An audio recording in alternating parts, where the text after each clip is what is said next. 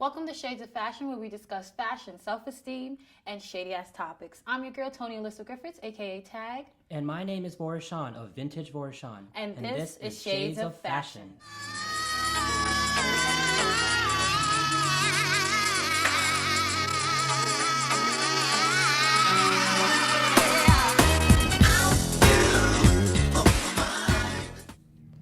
Okay, guys. So, today in this episode is going to be a little bit sensitive, a little bit more serious. We're going to be talking about colorism and color.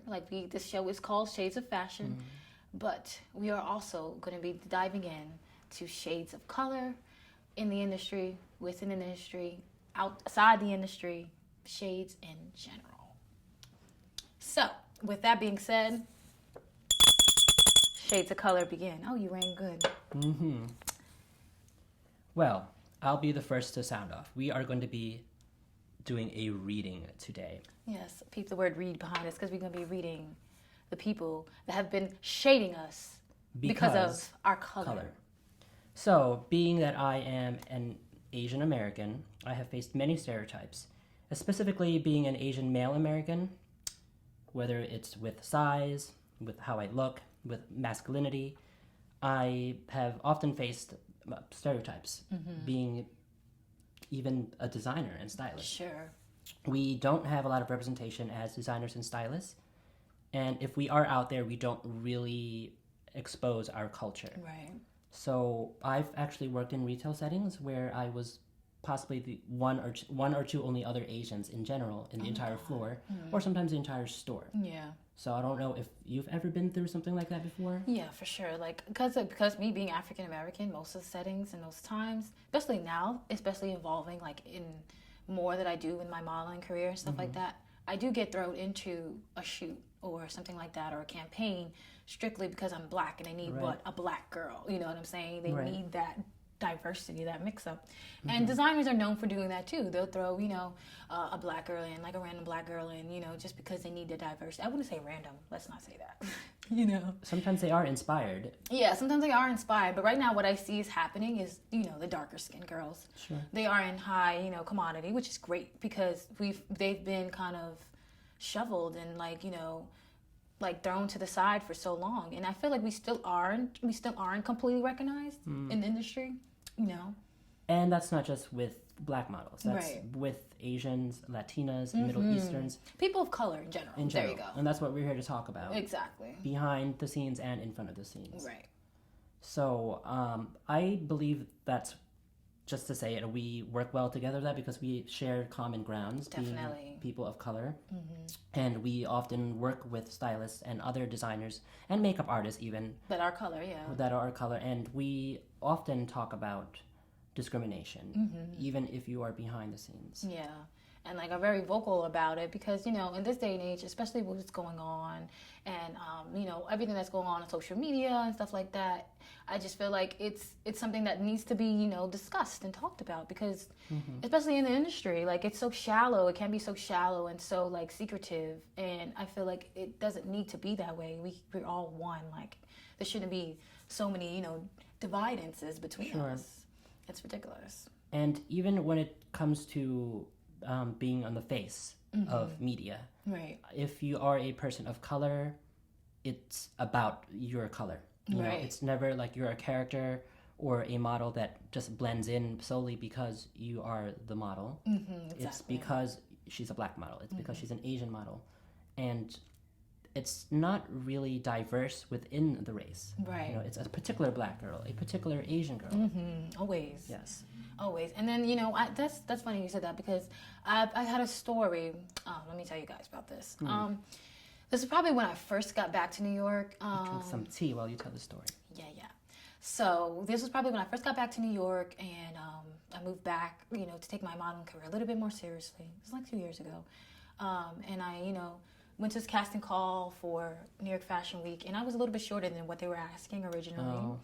But they liked me, I got the call back, I went to the casting call and I got supposedly I got selected for a designer, or so I thought, because when I got there the day of the show, how everything was, it was a bit like So I got there, I was preparing, to talk to the designer. The designer was a little late, so he came in. He had all his clothes and this and that. He fitted one model before me, and I was like, okay. And then I came up and I was like, hi, I'm one of your models. My name is Toni Griffiths. Introduced myself.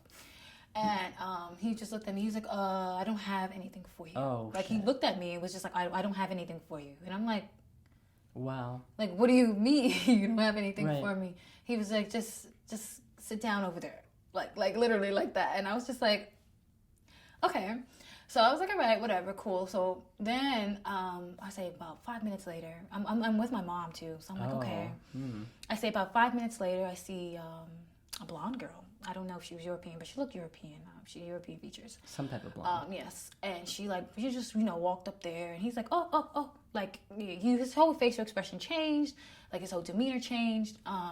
Yeah. And he was like, he started fitting her, like, right away. Wow. And honestly, I didn't even know what to do. Like, I didn't even approach him. I didn't even say anything. Like, and I watched this from, like, probably, like, afar. Like, sort of afar, but I could see at least enough and hear the conversation. Mm-hmm. I just looked at my mom, and I was just like... It's like a moment It of was silence. like, it was like a moment of, like... And I just started crying. Like, I just burst out crying. And, at the time I was signed to an agency, and my agent was like, oh, you should have stayed. Sometimes that happens. Maybe he knew that model and something like that, and, stuff like that. But to me, from what I'd seen and how I felt at that moment and what I seen enough, maybe it wasn't what it seemed, but from what I got out of it, It's an intuition. yeah, it didn't really feel like, I guess if his wording, to me, it just didn't seem like, I felt like racism, maybe. Yes. Yeah. And sometimes racism is clear, and sometimes It's very subtle. it's very subtle. And most of the times it is subtle because no one's really going to come up to your face and be like, oh, I don't like you because of your race. And sometimes, we can also, consider positive stereotypes. Yeah. When they're like, ooh, you're Asian, I like your eyes. Ooh, you're black, I like, your natural hair. So there's also incidents where the stereotypes are quote unquote positive. Right. And I don't know if you've gotten that, if they wanted you just because of your positive stereotypes. Yeah, like because of African American. Yeah, Sure. I actually did do a shoot recently with a photographer that we work with, Rome. Oh. Hey, Rome. Yes. That we worked with recently. I loved her. Yeah. And my natural hair, it worked. So I did it, and it was like very African themed. It was like Yes. it was nice. It's on my page too, guys. If you guys want to check it out.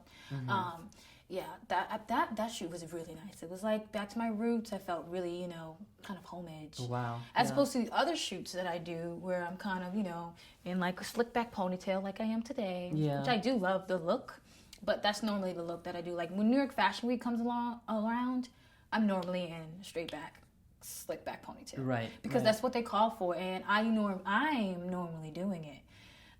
That's another reason. That's another thing with the hairs in the industry, and it goes back to color, same. And it's associated with race most of the time. Exactly.